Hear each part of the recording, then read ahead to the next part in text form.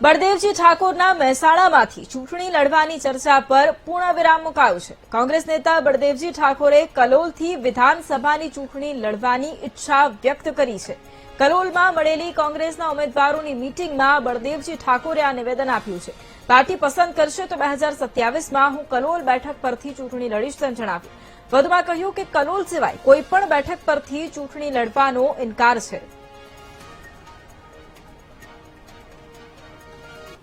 ચૂંટણી મારે લડવાની છે એટલા માટે કે જો પાર્ટી મારી પસંદ કરશે, પાર્ટીથી મહાન કોઈ નથી।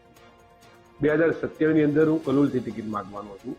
કલોલ 10 વર્ષથી મેં કામ કર્યું છે અને લોકોની વચ્ચે રહી અને લોકોના પ્રશ્નો ઉકેલવાની જ્યારે કામગીરી કરી હોય તો બીજી જગ્યા પર શેના માટે જવું?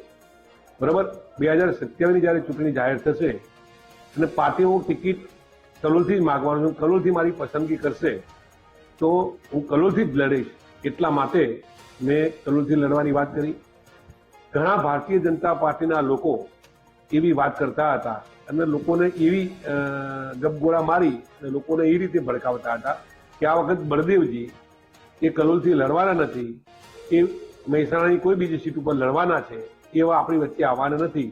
ત્યારે અમુક જગ્યાએથી આવી વાતો મને સાંભળતી ત્યારે 10 વર્ષથી કલોલની પ્રજા વચ્ચે લગભગ 25 વર્ષથી કલોલના અડધા વિસ્તારની સાથે રહી અને કામ કર્યું હોય તો શેના માટે બીજા વિસ્તારમાં જવું?